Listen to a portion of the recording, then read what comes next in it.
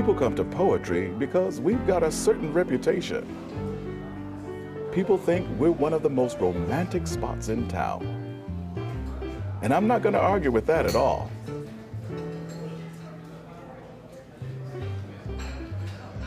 This is the place, you know, that you go to for that special evening. Soft lights, wonderful food, music that's just right. Poetry's got a rhythm all its own. Sure, not everyone here has romance on their minds. We get business people and families here too. And just between you and me, sometimes people come to poetry just because they're hungry.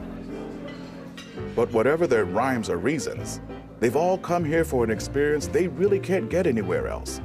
Because frankly, we try to spoil every one of our customers.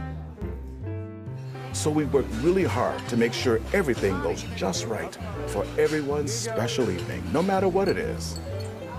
And it all starts well before the evening begins. And I'm not talking about the atmosphere or the mood, but the food. It's not enough that the food is merely wonderful, which it is, but the food has to be safe. And your responsibility for the safety of the food in your establishment begins long before any food is actually served to the customer. Your responsibilities actually begin with your purchasing, receiving, and storage procedures. Here's what you need to know: how to prevent cross-contamination, the proper procedures for time and temperature control, general purchasing and receiving principles, general guidelines for receiving and inspecting food, and general storage guidelines. The safety of the food at your establishment will depend largely on how well you apply food safety practices throughout the flow of food. The flow begins with purchasing and receiving and goes all the way through storing, preparing, cooking, holding, cooling, reheating, and serving. To keep food safe, it is important to prevent cross-contamination and time and temperature abuse throughout the entire flow of food in your establishment. Let me spell it out. Cross-contamination is the transfer of microorganisms from one food or surface to another. And it can happen almost anywhere in your operation. But once you know how and where these microorganisms can be transferred, cross-contamination is pretty simple to prevent. For starters, you may want to designate specific cutting boards and utensils for raw food, while at the same time designating a different set for ready-to-eat food. Now, although this practice minimizes the risk of cross-contamination, it doesn't eliminate the need for proper cleaning and sanitizing practices. You should clean and sanitize all your work surfaces, equipment, and utensils after each and every task. And if you have only a single prep table, you have to prepare raw meat, fish, poultry, and ready-to-eat food at different times. Another factor responsible for foodborne illness outbreaks is time and temperature abuse. Foodborne pathogens grow at temperatures between 41 and 135 degrees Fahrenheit, 5 and 57 Celsius. When food is in this range, it's in the temperature danger zone. Remember that whenever food is held in the temperature danger zone, it's being abused, and you could have problems. Besides temperature, time also plays a critical role in food safety. That's because foodborne microorganisms that can cause illness need both time and the proper temperature to grow. The longer food stays in the temperature danger zone, the more time pathogens have to grow and make food unsafe. So you should always minimize the time food spends in the temperature danger zone. If food is held in this dangerous range for 4 hours or more, you've got to throw it out. When you purchase food products, you should always start by buying only from suppliers who get their products from approved sources. And that approved food source is one that has been inspected and is in compliance with applicable local, state, and federal law. Don't accept any product from an unapproved source. You literally don't know what you'll be getting. Now, when it comes to receiving the products you've purchased, you have to make sure your employees have enough time to thoroughly check everything. So you should schedule deliveries for off-peak hours. and only receive one delivery at a time. And this is very important. Your receiving staff should have the authority to accept, reject, and sign for deliveries. You've gone through a lot of trouble to purchase the best quality products you can get, so make sure you're getting what you're paying for. All deliveries need to be inspected immediately, and the items should be put away as quickly as possible. This is especially true for refrigerated and frozen products. Now, if the inspection turns up a product that should be rejected, here's what to do. That item should be set aside. Then they need to tell the delivery person exactly what's wrong with the product. But make sure they get a signed adjustment or credit slip from the delivery person before the rejected product is thrown out or given back to the delivery person. Then they should log the incident on the invoice or the receiving document. There are general criteria that you should follow when receiving food. Let's start with temperature. Cold TCS food should be received at 41 degrees Fahrenheit, 5 Celsius or lower, unless otherwise specified, while hot TCS food should be 135 degrees Fahrenheit, 57 Celsius or higher. Make sure frozen food is frozen when you receive it. You should always check to see if the product has thawed and been refrozen. Look for things like fluids or frozen liquids in the bottoms of cases or ice crystals on the product or packaging. Water stains on the package are another sign. There are other things to look for when it comes to packaging. The packaging of food and non-food items should be intact, clean, and should protect food and food contact surfaces from contamination. You should reject items with tears, holes, or punctures in their packaging. The same goes for items with dirty wrappers or with broken cartons or seals. Any package that is damp or leaking should be rejected. If there is a water stain on the package, you'll also want to reject it since this means it was wet at some point. Always check the code or use-by date on the package.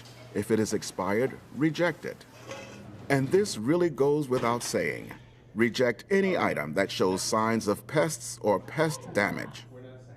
Cans have their own set of criteria. Reject those with swollen ends, rust, or dents. Finally, when inspecting food, you'll want to check quality. Poor food quality can be a sign that the food has been time temperature abused and may be unsafe. You should work with your suppliers to define specific safety and quality criteria for the products you typically receive. You have to look at color, texture, and smell. That can tell you a lot about the product that you have purchased. Food should be rejected if it has an abnormal color or odor. Texture is also important, especially when it comes to meat, fish, and poultry. These items should be rejected if they are slimy, sticky, or dry. The same goes if the flesh is soft and leaves an imprint when you touch it. You also need to check certain products to make sure they have an inspection stamp. This is one way to make sure they are coming from an approved source. Meat and poultry must have a USDA or a State Department of Agriculture inspection stamp. This stamp indicates that the product and the processing plant have met certain standards. Egg products must have an inspection stamp indicating that federal regulations have been enforced to maintain quality and reduce contamination. In addition to these guidelines, you should always reject any item that does not meet your company's standards for quality. But receiving is only half the story. Storage has its own set of concerns because poor storage practices can really ruin the rhythm of your operation. You should set up some general storage guidelines and have your staff put them into practice. You need to clear a space in storage for new products. And you want to make sure everything already in storage is properly labeled. All TCS ready-to-eat food prepped in-house that will be held for longer than 24 hours must be labeled. The label should include the name of the food and the date by which it should be sold, consumed, or discarded. Once food has been properly labeled, you have to arrange products to make sure that the oldest inventory is used first. This method is used in refrigerated, frozen, and dry storage, and it's called first in, first out. Be sure to discard any food items that have passed their use-by date or manufacturer's expiration date. And remember that any food that needs time and temperature control for safety that was prepared on site can only be stored for a total of 7 days at 41 degrees Fahrenheit, 5 Celsius or lower. After 7 days, it has to be thrown out. Food should only be stored in containers that are intended for food. Make sure they're durable, leak-proof, and that you're able to seal or cover them. And always clean and sanitize the container before storing food in it. And here's a major red flag. You should never put food in empty chemical containers or use empty food containers to store chemicals. Now here's the thing about storing newly received refrigerated and frozen food, or any food that needs time and temperature control for safety. You have to keep them out of the temperature danger zone by storing them as soon as they've been inspected. And make sure you only store food in designated storage areas. Cleanliness is a real issue with your designated storage areas. The floors, walls, and shelving in refrigerators, freezers, dry storerooms, and heated holding cabinets have to be cleaned on a regular basis.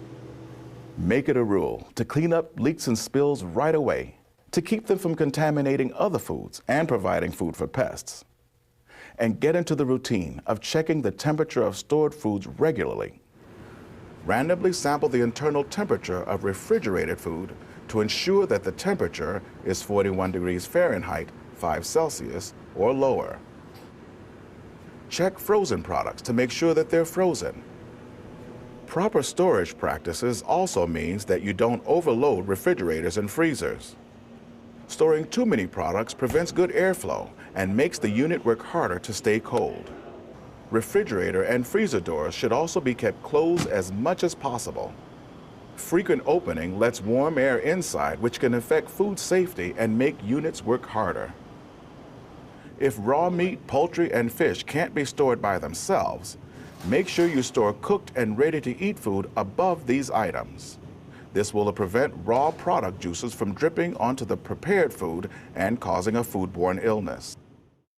Raw meat, poultry, and fish have to be stored in the following top-to-bottom order in refrigerators: whole fish, whole cuts of beef and pork, ground meats and fish, whole and ground poultry. This order is based upon the minimum internal cooking temperature of each food. You have to pay just as much attention to the guidelines for placing food in dry storage. Your dry storerooms need to be kept cool and dry, because heat and moisture are the biggest dangers to dry and canned foods. To assure the safety of your dry food and to maintain optimum quality, keep the temperature of the storeroom between 50 and 70 degrees Fahrenheit, 10 and 21 Celsius. Your storeroom should also be well ventilated. This will help keep the temperature and humidity constant throughout the storage area. Your dry food has to be stored away from walls and at least 6 inches 15 centimeters off the floor. And it should never be stored near chemicals or cleaning supplies. You also need to keep dry food out of direct sunlight. And above all, keep the area clean. Well, even in a romantic spot like this, I'll admit there's nothing romantic about purchasing, receiving, and storing. But directly or indirectly, everything that happens in the back of the house eventually has an impact on the front of the house.